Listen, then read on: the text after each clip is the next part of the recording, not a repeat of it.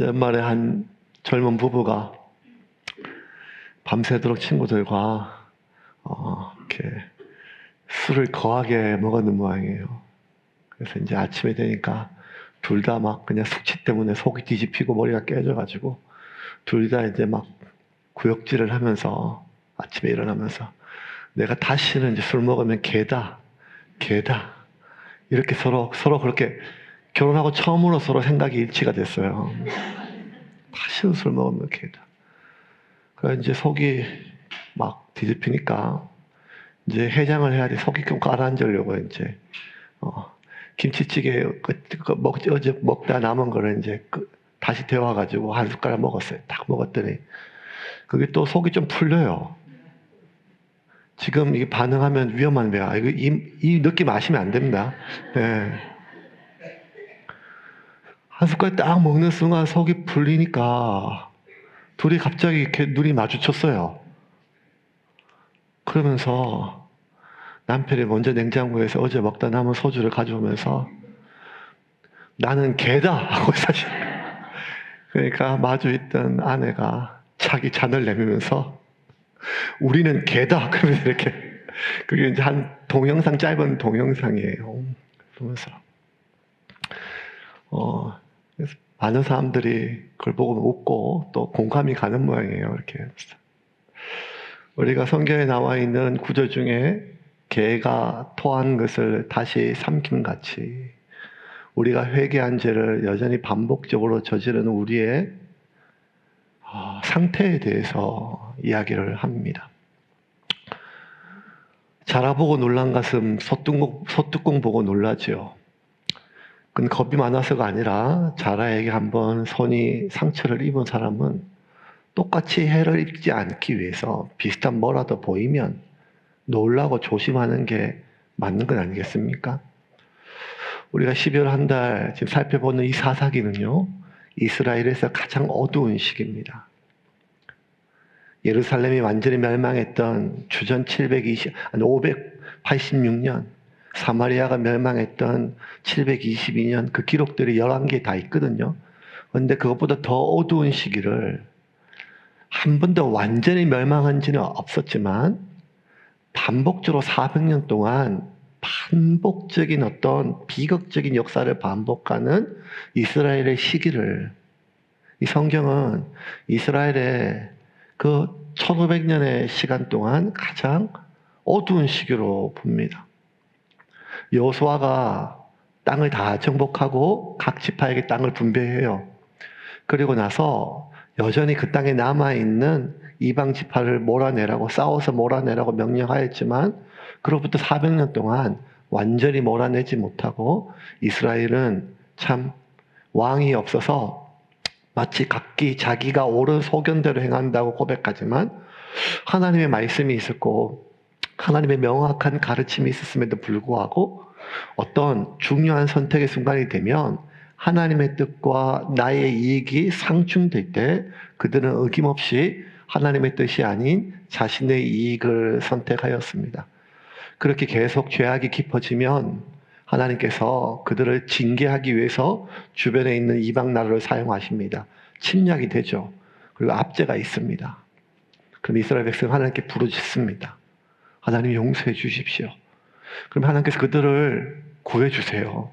사사라고 하는 삼손 같은 힘센 사람, 혹은 드보라 같은 또 어떤 그런 여인임에도 불구하고 용사를 보내셔가지고 이스라엘을 구원하세요. 그러면 이스라엘 백성들이 하나님께 감사하고 살다가 좀 지나고 나면 그들이 왜 그렇게 고통받았는지를 잊고 여전히 또 죄악에 넘어집니다. 그렇게 하다 보면 죄악이 너무 심해지면 하나님께서 또 징계하시고 징계하면 이스라엘 백성들이 하나님께 기도하고 하나님께 회개 기도하면 하나님께서 또 용서해 주시고 또 용서해 주시면 또 그걸 까먹고 하지요. 근데 이게 여러분 이게 이스라엘만 그런 게 아니라 여러분 이제 두 주 있으면 성군 영신 예배인데 지난번 성구 영신 예배 때 회개한 거 이번에 성구 영신 예배 때 또 천부여 의지 없어서 손 들고 옵니다. 또 회개할 가능성이 많지 않겠습니까?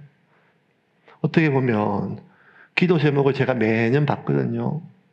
그러다 보면 거의 어떤 기도 제목들은 늘 반복돼요. 그리고 그 반복되는 회개와 결단이 있었음에도 불구하고 어쩌면 그 결단은 우리의 진심입니다. 그리고 회개 역시 진심입니다. 그런데도 우리는 왜 삶이 변하지 않을까요?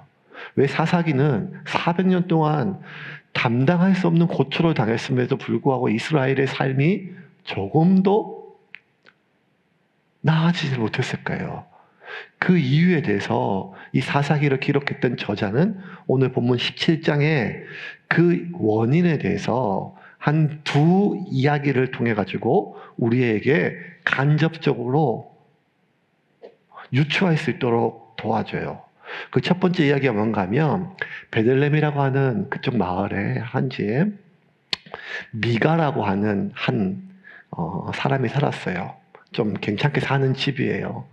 얼마나 괜찮은가 하면 아들이 있음에도 불구하고 엄마가 여전히 돈이 참 많아요. 돈이 많아요. 그러니까 돈이 많았는데 얼마나 많은가 하면 그 당시에 은 1,100개, 은 1,100냥 굉장히 큰 돈이요. 그 돈을 잃어버렸어요, 집에서. 그러니까 이게 엄마 전재산 같지 않고 어마어마한 거금이에요. 그러니까 이 엄마가 막 미쳐 날뛰면서 막 찾아봤는데 못 찾겠어요. 누가 훔쳐간지 모르겠어요. 그러니까 막 저주를 해요. 이 돈을 가져간 놈은 하나님께서 저주를 내리겠다. 저주를. 그 하나님의 이름을 막 저주를 해요. 근데 그 이야기를 누가 들었는가 하면 그 아들이 들었어요. 근데 아들이 그 얘기를 듣고 너무 가슴이 무너졌어요. 엄마가 돈을 잃어버렸구나. 어떡하냐. 이게 아니라 그 돈을 지가 훔쳐갔거든요. 여러분, 아들 가지신 분 조심하세요. 예, 집에 웬만하면 은행에 넣어놓고 집에 놔두면 안 돼요. 예. 저도 어릴 때, 고등학교 1학년 때 저희 어머님이 장사하느라고 쬐끄만 차가 하나 있었는데 밤마다 몰고 다녔어요. 차를. 고등학교 1학년 때 면허증도 없는데 그 차를 몰고. 그래가지고 온 동네를 다 몰고 저녁에 이제 들어오면 그때 얼마나 실력이 늘었는지 몰라요. 왜냐하면 잡히면 신세를 망치니까 경찰한테. 그러니까 어쨌든 그때 운전 실력이 그때 늘었어요. 고등학교 1학년 때. 그러다가 이제 완전 범죄를 위해서는 새벽이니까 이제 딱 주차를 해야 되는데 주차하다가 옆에 긁었어요. 긁었더니만 아침에 이제 어머님이 장사로 나가려고 갔다가 누가 차 긁었다고 막 소리 지르고 막 경찰 신고한다 하고 저는 엄마 말리고 엄마 신고할 일이 아니라 얘기하고. 아들들이 보통 크면서 철없는 짓을 많이 하죠. 그런데 이거는 철없는 짓이 아니라 어머니 전 재산 훔쳐갔어요. 근데 어머니의 이 욕이 저주가 너무 무서운 거예요. 하나님 벌이 진짜 임할 것 같아요. 그러니까 이 아들이 고백을 해요. 엄마, 그거 내가 훔쳐갔어. 그때 엄마가 내가 너를 낳고 미역국을 왜 먹었냐, 이 죽을 놈아, 내가 너를 이렇게 키웠냐, 막 이래야 되는데 뭐라고 했나 갑자기 네가 훔쳐갔어? 아이고 여호와께서 너에게 복을 주시기를 원하노라 이렇게 얘기하는 거예요. 그러면서 겁이 난 거예요. 방금 전까지 하나님께서 막 저주를 빌었잖아요. 그 저주가 내 생때보다, 엄마는 그래요. 이 돈보다 아들이 더 중요한 거예요, 아들이. 돈도 너무 속상한데 전 재산인데 이 돈이 아무리 커도 아들이 더 중요하죠. 엄마는 그렇거든요. 그러니까 하나님께서 이 아들에게 복을 주시기를 원하노라 했는데 그것만큼은 안 될 것 같아요. 왜냐하면 자기가 화가 나서 막 저주를 부었을 때 그 저주가 엄청났거든요.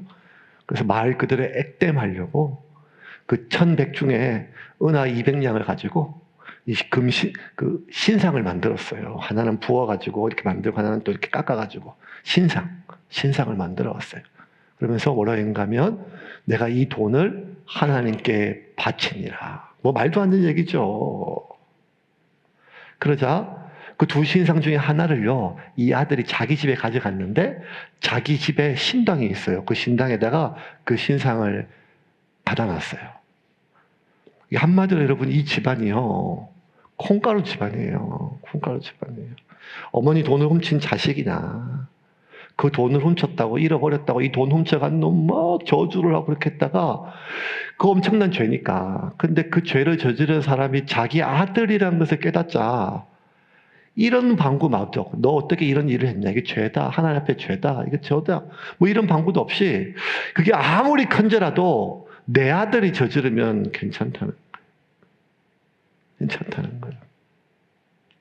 그러니까 이 아들이 엄마한테 귀하게 자란 건 알겠지만 올바르게 자라지는 못한 거죠. 훈육하고 깨우고 때리고 가르쳐야겠죠. 이게 사사기 시대에 일어났던 하나님의 이름을 걸고 살아가는 이스라엘 백성들의 삶의 단편적인 가장 큰 특징이에요. 그게 뭔가 하면 비도덕성이에요. 비도덕성. 어떤 짓을 저질렀는가가 중요한 게 아니라 누가 저질렀는가가 중요해요.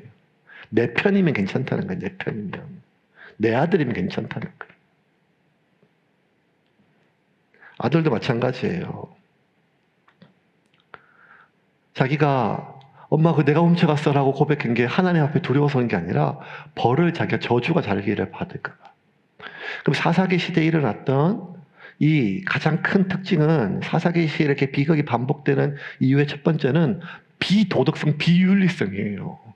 하나님께서 모든 민족 중에서 하나님을 소개할 수 있는 민족으로 도덕성으로 공의와 정의를 위해서 섰겠는데 이 비도덕성이 꽉 차 있었어요. 근데 또 하나의 특징은 뭔가 하면 이렇게 비도덕적인데 또 굉장히 종교적이에요. 그래서 돈을 잃어버렸는데 하나님의 이름으로 저주를 해요. 그런데 그 범인을 잡았는데 또 아무런 징계도 없이 그냥 또 하나님의 이름으로 축복을 해요. 더 기가 막힌 것은 모세가 그 여호와의 하나님의 형상을 만들지 말라, 어떤 형상도 만들지 말라고 엄격하게 법으로 문자로 그렇게 남겼음에도 불구하고 신상을 만들어요. 신상을 만들고서도 뭐라고 얘기하는가 하면 내가 이것을 여호와께 바친다고 이렇게 얘기를 해요. 3절입니다. 같이 읽겠습니다. 미가가 은 1,100을 그의 어머니에게 도로 주매 그의 어머니가 이르되 내가 내 아들을 위하여 한 신상을 새기며 한 신상을 부어 만들기 위해 내 손에서 이 은을 여호와께 거룩히 드리노라. 그러므로 내가 이제 이 은을 네게 도로 주리라. 이 어머니가 너무 종교적이에요. 종교적이에요. 왜냐하면 이 어머니가 아들을 얼마나 소중히 여기는지 우리가 지금 말씀을 통해서 들었잖아요. 그런데 아들을 낳고 그 이름을요 미가라고 지었어요. 미가. 그러니까 히브리 원어는 미카예우란 말인데 누가 여호와와 같을 자가 있으랴. 하나님의 유일성을 뜻하는 단어예요. 이름을. 그러면 이 엄마는 하나님 유일하신 분은 하나님 외에 다른 신이 없음을 누구보다 알고 그것을 아들 이름으로 지었다는 거예요. 너 하나님만 섬겨라. 이렇게 종교적인데도 불구하고 그의 삶은 하나님의 뜻이 무엇인지 명확하게 알면도 불구하고 그 하나님의 뜻과 자기가 소중히 아끼는 무언가가 서로 상충할 때 하나님의 뜻이 아니라 어김없이 자신의 소중하게 여기는 것을 선택해요. 그런데도 조금도 죄책감이나 주저함이 없어요. 하나님의 이름으로 마치 그 신상을 만들고도 하나님께 드렸다라고 이렇게 생각하는 비윤리성과 이 종교성은 하나로 합칠 수가 없어요. 물과 기름이니까 여러분. 우리가 종교적인데도 불구하고 비윤리적인 것을 사입이라 그러잖아요. 사입이. 아니 물론 이제 우리가 믿고 있는 어떤 기독교 신앙 외에 다른 게 사입이 이런 개념이 아니라 일반적인 어떤 종교성을 얘기해요. 일반적인 종교를 따질 때. 그런데 누구보다 종교성을 가지고 있는 이 사람들이 그 누구보다 비윤리성이 있는데 이게 서로 굉장히 자연스럽게 누가 봐도 이상한데 자기들끼리 하나도 불편한 게 아니에요. 그리고 그 아들은요 그렇게 만들어진 신상을 어디다 가져가는가 하면 자기 집에 있는 신당에다가 넣어요. 신당에다가. 신당. 여러분 어떻게 이스라엘 백성 집에 신당이 있을 수가 있어요. 이거를 여러분 만약 여러분이요 우리 집에 놀러 왔는데 저희 집 안방 서재에 달마대사가 이렇게 있다고 생각하면 여러분 이게 얼마나 이율배반적인 일입니까? 특별히 자기 이름이 미카예요. 여호와 하나님 같은 사람이 누가 있어? 하나님 같은 신이 누가 있느냐? 하나님 외엔 다른 신이 없다 이게 맞잖아요. 그런데 어떻게 이렇게 자기 집에 신당을 둘까요? 미카는 이게 조금도 불편하지 않았어요. 왜냐하면 신당이라고 지금 우리가 개역성경에 번역됐지만 이 히브리어가 뭔가 하면 베이트 엘로힘이에요. 엘로힘 들어봤죠? 엘로힘은 하나님을 뜻하고 베이트가 집이에요. 벳이 집이거든요. 그래서 베들레헴 하면 빵집 뭐 이런 뜻이에요. 벳엘 하면 하나님의 집 이런 거죠. 그러니까 베이트 엘로힘이 뭔가 하면 하나님의 집이라는 거예요. 그러니까 이 미가는 그렇게 마음이 불편하지 않아요. 왜냐하면 자기 집에 하나님의 집을 만들었다고 생각하기 때문에. 마치 우리가 집에 기도실 하나 만들어 놓고 기도방, 이 방은 내가 기도방이야. 좀 허전하면 성경책 하나 갖다 놓고 아니면 십자가 하나 걸어 놓고 기도방 만들 수 있잖아요. 얼마 전에 뭐 백악관의 기도의 집으로 만든 뭐 링컨 대통령 이런 책이 유행한 것처럼 그럴 수 있잖아요. 그러니까 미가는 자기 집에 그냥 하나님의 집을 만들었다고 생각을 해요. 그리고 그 하나님의 집을 하나씩 요소를 만들어가지고 완성해 가요. 5절입니다. 같이 읽겠습니다. 그 사람 미가에게 신당이 있으므로 그가 에봇과 드라빔을 만들고 한 아들을 세워 그의 제사장으로 삼았더라. 그 하나님의 집을 만들어 가는데 들어보세요. 에봇이 뭔가 하면 제사장이 입는 옷이에요. 그죠? 성복이에요. 성복. 근데 더 그 옆에 있는 거 보면 드라빔이잖아요.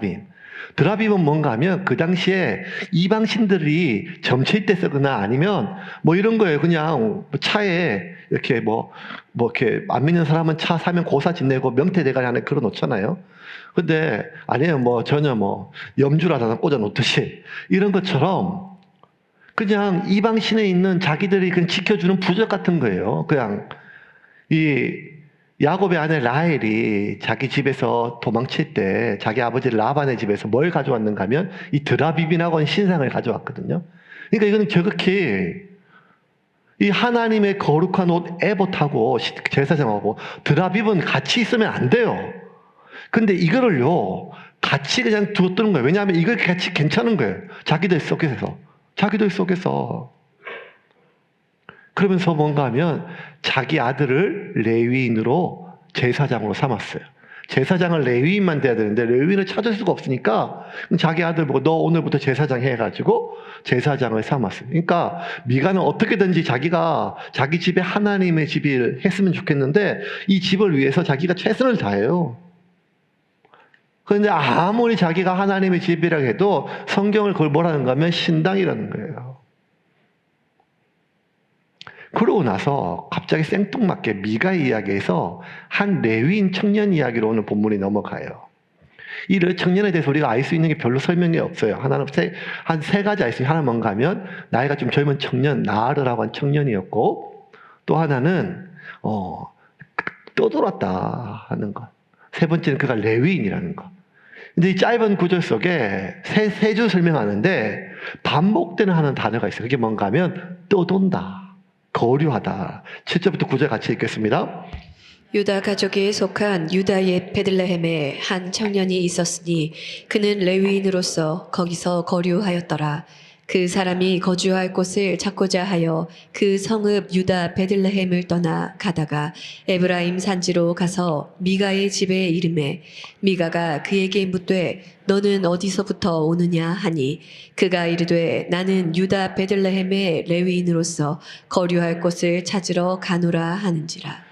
자, 이 사람 자기가 살 곳이 있거든요. 살아야 될 곳이 있어요. 근데 그 정착하지 못하고 안착하지 못하고 계속 떠도는 삶을 살아요. 자신의 직업에도 안착하지 못하고 직임에도 자기 가정에도 안착하지 못하고 자신 인생에도 안착하지 못하고 계속 거류하고 있어요. 근데 지금 또 거류할 곳, 자기가 정착할 곳이 아니라 안착할 곳이 아니라 거류할 곳을 떠돈다는 거예요. 근데 여러분 알다시피 레위인이 어떤 사람이에요?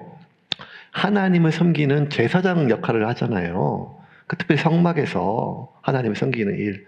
그래서 여러분 이 여호수아가 정복 전쟁을 마치고 이스라엘 12지파에게 땅을 다 분배했어요.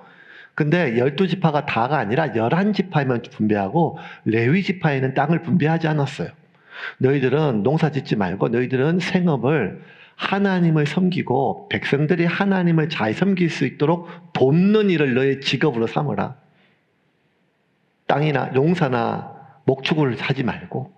그래서 이 레위 지파는 자신의 재산 땅을 분배하지 못했지만 대신 이스라엘에 있는 모든 땅을 분배받은 11지파에게 명령하기를 너희들이 이 레위 지파를 먹여 살리라.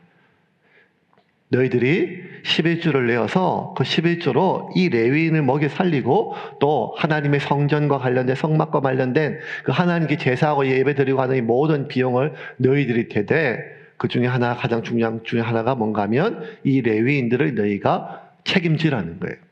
그래서 이스라엘 전체 모든 땅에 48개의 성읍에 레위인들이 고르게 분포돼 살았어요.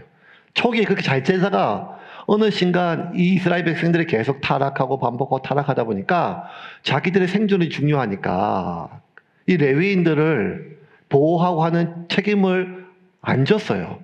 그러니까 레위인들이 어떻게 되는가 하면 먹고 살 길이 없으니까 점점 자기 사역지를 떠나요.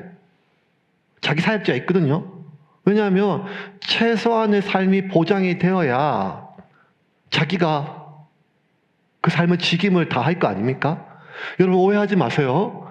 여러분들 저 월급 안 주면 저 딴 교회 가겠습니다. 이런 뜻이 아닙니다. 네. 네. 아니, 최소한의 생활이 보장이 돼야 되죠. 그게 안 되는데 어떻게 해요? 떠도는 거 어쩔 수 없죠. 일하고 살아요. 그날 벌어서 그날 먹으면서 살아요. 그런데 이 레위인이 그렇게 떠도는 이유는 진짜 이유가 더 있다는 거예요. 그게 뭔가 하면 레위인이 이렇게 떠도는 이유는 자신의 경제적 안정성이 보장돼서가 아니라 사실 더 큰 이유는 자신의 소명을 잃어버렸기 때문이에요. 왜? 자기가 그 일을 감당하기 위해서는 하나님이 주신 그 지역이 있어요. 그리고 그 자기가 섬겨야 될 사람들은 그대로 있어요.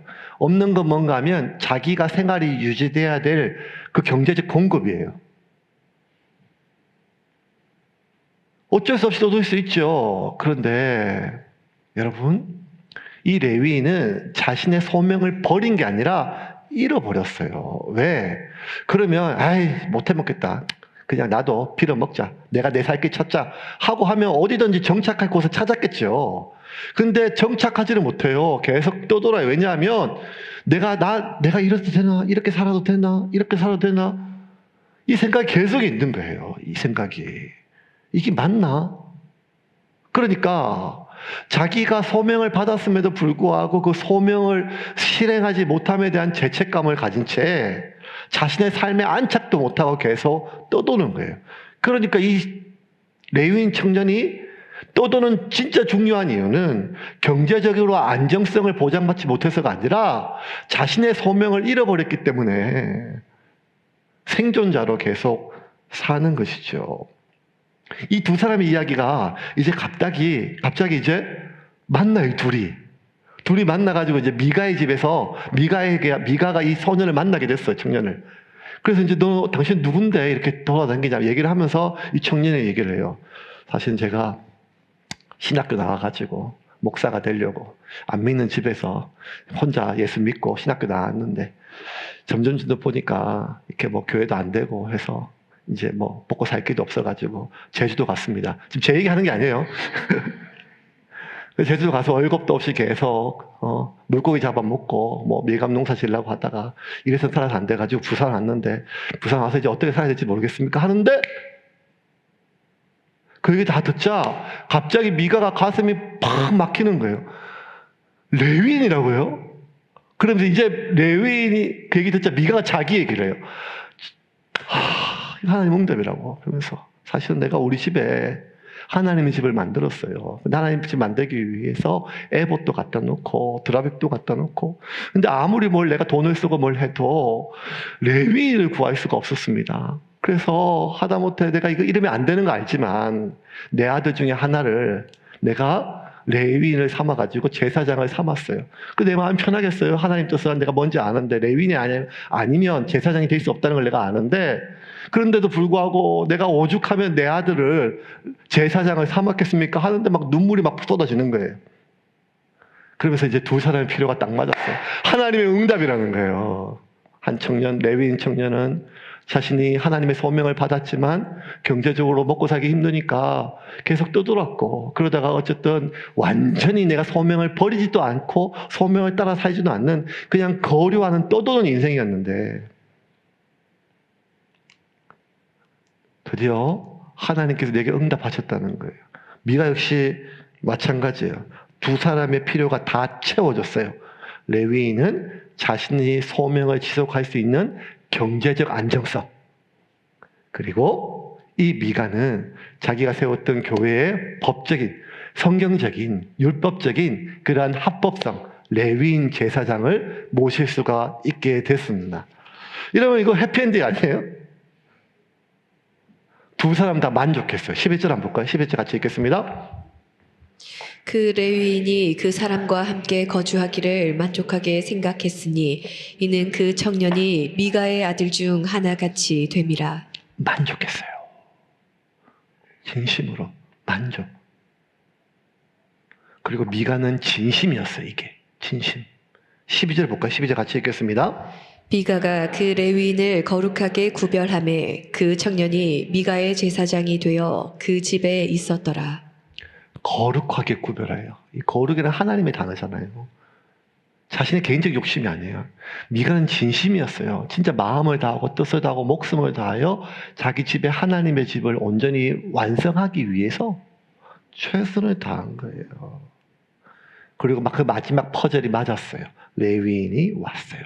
그리고 자기 집에 됐어요.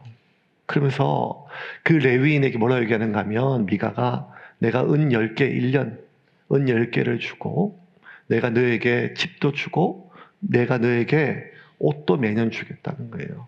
그래서 바로 그 자리에서 연봉이 결정됐어요.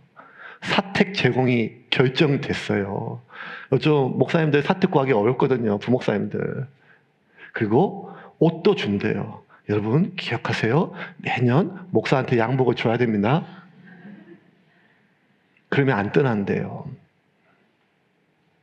그리고 그 모든 것들이 이 레위인이 오케이를 했어요. 만족했어요. 기도의 응답이에요. 그리고 거룩하게 구별했어요. 마음을 다해 진심으로. 그리고 13절에 이렇게 끝나요. 오늘 본문이 13절 같이 읽겠습니다. 이에 미가가 이르되 레위인이 내 제사장이 되었으니 이제 여호와께서 내게 복 주실 줄을 아노라 하니라. 이게 오늘 본문의 끝이에요. 이 이후에 아무 얘기도 없어요. 미가가 어떻게 됐는지, 이 사람이 어떻게 됐는지. 근데 끝은 뭔가 하면 미가가 확신해요. 자기는 최선을 다했어요. 하나님의 집을 완성하기 위해서. 하나님께서 내게 복 주실 줄을 확신해요. 그리고 그 응답에 레위인도 확신해요. 11절 다시 한번 볼까요? 11절 같이 읽겠습니다. 그 레위인이 그 사람과 함께 거주하기를 만족하게 생각했으니 이는 그 청년이 미가의 아들 중 하나같이 됨이라. 레위인은 드디어 소명지를 발견했어요. 하나님 응답이에요. 그러면서 다 지난 시간이 다 이제 이해가 돼서 하나님께 나를 여기에 세우시려고 이렇게 하셨구나. 그리고 만족했다 그래요. 여러분, 이 레위인의 만족이 그것이 소명지가 될 수 없으면 명확하거든요. 왜? 자기가 섬겨야 될 그 하나님의 집은, 여러분, 하나님의 집 성막은요, 실로에 있어요. 이스라엘 백성들은요, 그곳에 근처에도 못 가요. 하나님이 허락하지 않았거든요.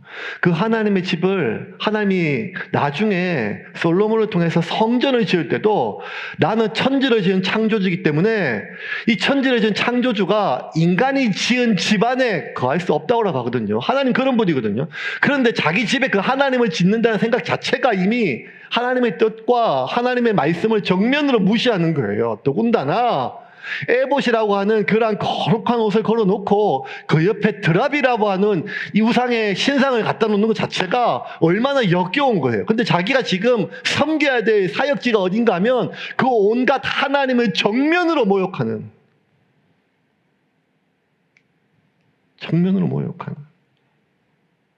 결혼하고 내 아내가 들어올 집이라고 해서 신방을 예쁘게 꾸며놔요. 침대도 사놓고 옷도 사놓고 아파트도 사놓고. 근데 아무리 그렇게 예쁘게 놔도 신부 외에 또 다른 여인을 거기다 앉혀놓으면 그게 무슨 말이겠어요? 얼마나 모욕적이에요. 그런데도 이 레위 청년 제사장은요, 뭐란가 하면 만족하였더라. 뭐에? 매년 10개의 은하가 들어오거든요. 매년 그의 의복이 들어오거든요. 무엇보다 지금까지 떠돌아다녔는데 드디어 거주할 집이 생겼거든요. 8절 한번 읽어볼까요? 8절 말씀. 그 앞에 같이 읽겠습니다. 그 사람이 거주할 곳을 찾고자 하여 그 성읍 유다 베들레헴을 떠나 가다가 에브라임 산지로 가서 미가의 집에 이르매.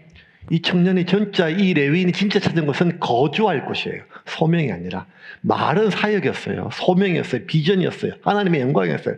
근데 진짜 이 사람이 만족하는 건 뭔가 하면 거주할 곳이 생겼어요. 그래서 미가도 이제 하나님이 내게 복 주실 것을 확신하고 평안하였고, 이 레위인도 이제 내가 하나님을 섬기면서 평생 살 곳을 찾았다고 하는 평안함이 있었어요. 둘 다 평안해요. 만약 이 평안이 우리가 오늘 예배 드리고 기도하는 이 기독교가 말하는 평안이라면, 그렇다면 기독교는, 그 기독교의 신은 리차드 돌킨스가 말했던 만들어진 신이 분명해요. 만약 이 평안이 기독교 신앙이 줄 수 있는 하나님의 평안의 전부라면, 이 평안은 칼 막스가 얘기했던 민중의 아편이 분명해요. 하나님이 말했던 평안은요, 하나님의 명령 때문에 이 불의한 세상 속에서, 이 죄악된 세상 속에서, 이 세속화된 세상 속에서 분명히 내가 말씀대로 하면 손해봐요. 분명히 내가 말씀대로 하면 나를 지켜주는 집이 없어져요. 분명히 내가 말씀대로 하면 나를 지켜주는 옷이 없어져요. 나의 이미지를 유지할 수 있는, 현재 나의 삶에 유지할 수 있는 옷을 벗겨지고 완전히 내가 벗겨져서 사람들에게 수치를 당하는 그런 삶이에요. 그런데도 불구하고 하나님의 뜻이 무엇인지를 내가 알게 되면 내가 완전히 벗겨지는 그런 삶의 속에서 또 하나님 말씀에 나를 던지는 삶이에요. 나를 지켜줄 수 있는 수많은 화살들과 추위와 더위로부터 나를 지켜줄 수 있는 집이 다 날아간다 할지라도 그게 하나님의 뜻이라면 그 말씀에 나를 던지는 거예요. 그러니까 너무 불안해요. 달달달 떤다니까요. 매일매일 삶 가운데 이게 맞나? 이래도 되나? 계산이 있으니까 우리가. 그런데도 불구하고 불안한 가운데, 두려운 가운데 하나님 말씀에 나를 던질 때, 그 던지는 순간 내가 만났던 그 하나님 때문에 내가 평안을 얻는 것. 그 하나님. 여전히 나는 지금 온 몸이 발가벗겨져서 한 대 내동겨 쳤지만 나를 지켜줄 수 있는 갑옷도 산성도 없지만 그 하나님 한 분 때문에 내가 하나님으로부터 오는 평안, 그 평안이에요. 이게 평안이에요. 하나님의 평안이에요. 그냥 내가 생각했을 때 하나님의 뜻과 아무런 하나님의 뜻에, 하나님 말씀에 아무런 관심도 없고 아무도 상관이 없는, 오히려 하나님의 말씀에 반대되는 그러한 짓거리를 하면서도 내 마음의 불편한 상황들을 제거하고 내 마음의 불편한 사람들을 치우고 내 마음의 불편한 여러 가지 상황들을 뭔가 제거하고 나서, 그리고 나서 이제 내 마음을 불편하는 것들이 다 사라지고 나서 이제 내 안에서 올라오는 그 평안함을 하나님의 평안함으로 여긴다면 이거는 정말 우리가 만들어낸 신 속에서 거짓되고 위장된 평안이 아니겠습니까? 여호와 외에는 다른 신이 없고 하나님이 절대 하나님의 형상을 만들지 말라 했지만 그럼에도 불구하고 은으로 신상을 만들면서도 이거를 하나님께 봉헌한다고 얘기하는 미가의 어머니라. 그 어디 곳에서 하나님의 집을 세울 수 없음에도 불구하고 자기 집안에 하나님의 집을 세우면서 온갖 우상, 드라빔을 같이 자기 이름이 미카에 오면서 신상과 드라빔과 하나님의 에봇을 같이 두면서도 하나님의 집이 완성되어 간다는 착각을 하고 있는 미가도 오직 레위인만 제사장을 세울 수 있음에도 불구하고 아무나 제사장을 세우고 있는 미가가 그럼에도 불구하고 내가 섬기고 오늘도 예배를 집전하는 그 좁은 그 건물이 하나님의 거룩한 에봇과 드라빔에 나온 역겨운 것이 같이 있음에도 불구하고 만족하고 하나님의 응답이라 생각하면서 그렇게 하나님을 향한 예배를 집전하는 레위인이 그들이 아무리 평안 속에 있고 확신한다 한들 하나님이 그 집에 거하실 수는 없는 것이 아니겠습니까? 그러면 이 이야기는 끝이 명확한데 결론이 안 나요. 하나님께서 미가에게 너 이럴 수 있냐? 그 레위인에게 이럴 수 있냐? 그 집이 비극으로 살았는지 해피엔딩이 됐는지 하나도 안 나요. 그냥 13절이 끝나요. 여호와께서 이제 내게 복을 주실 줄 믿노라. 여러분, 이런 이야기가 어디 있어요? 우리가 돈 내고 극장에서 영화 봤는데 끝도 안 나고 나오면 얼마나 마음이 찝찝해요. 이 열린 결말을요, 3000년 전에 벌써 이미 쓰고 있어요, 성경에서. 독자의 상상에 맡깁니다. 근데 열린 결말이 아닌 걸 우리가 알 수 있어요. 왜냐하면 13절에 그 열쇠가 있어요. 13절 다시 한번 읽어볼까요? 이에 미가가 이르되 레위인이 내 제사장이 되었으니 이제 여호와께서 내게 복 주실 줄을 아노라 하니라. 이제 여호와께서 복 주실 줄을 아노라. 확신했어요. 이제. 그때가 언젠가 하면 자기가 생각하는 모든 것이 다 갖춰졌을 때, 자기 마음에 불편한 것들이 다 제거되었을 때, 그 마지막 불편함이 죄책감이었거든요. 이제라고 번역된 히브리어가 아타인데, 이 아타라는 단어가 또 하나 우리가 강하게 여러분 기억 못하시지만 기억이 나올 수 있는 단어가 있어요. 이게 어딘가 하면 창세기 22장 아브라함에게 나와요.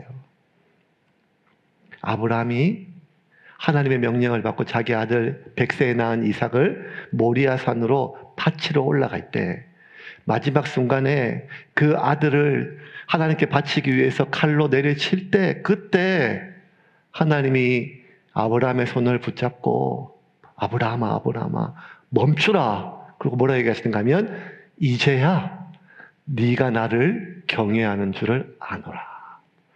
창세기 22장 12절입니다. 같이 읽겠습니다. 사자가 이르시되 그 아이에게 내 손을 대지 말라. 그에게 아무 일도 하지 말라. 내가 내 아들 내 독자까지도 내게 아끼지 아니하였으니 내가 이제야 내가 하나님을 경외하는 줄을 아노라. 이 이제라는 단어가 이렇게 극명하게 쓰여요. 미가가 이제 하나님이 나에게 복 주실 줄 확신하노라 하고 그 평안 가운데 만약에 죽었다고 생각을 해봅시다. 그의 삶을 마치고. 가장 억울한 건 미가 아니에요. 마음을 다했어요. 뜻을 다했어요.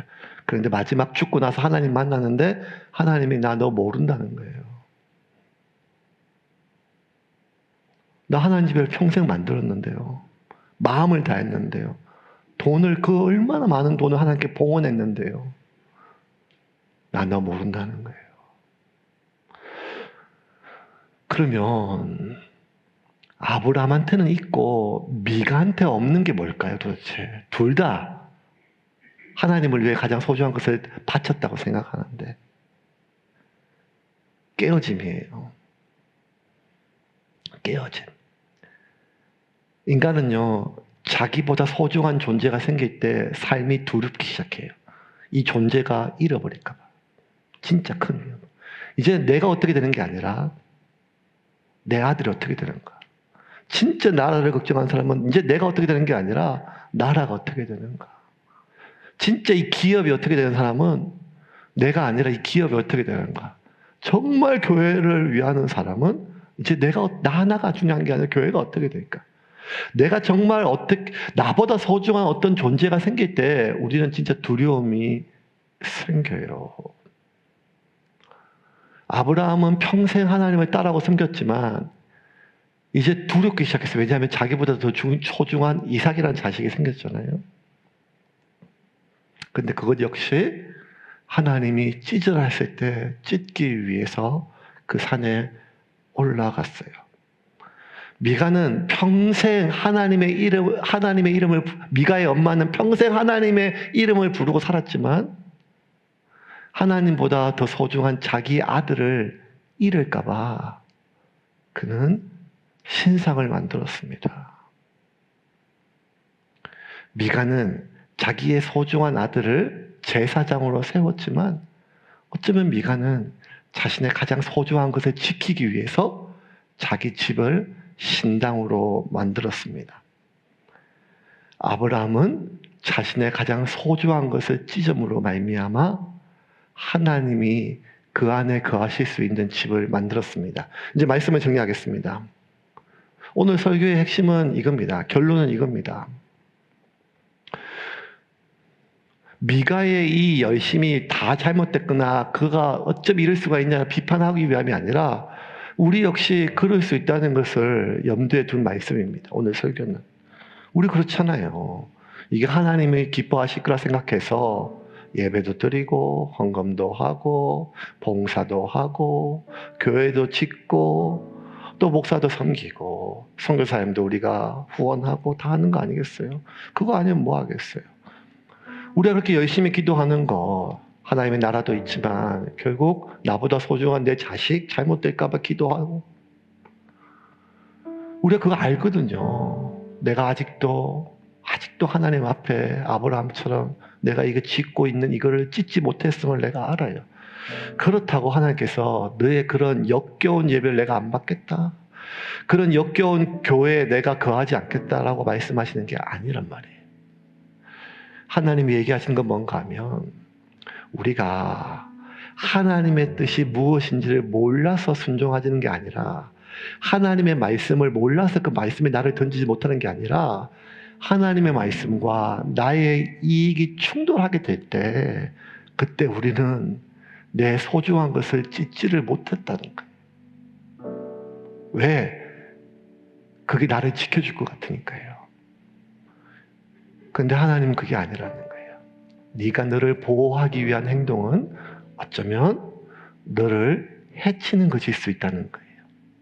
미가의 엄마한테 얘기하는 거예요.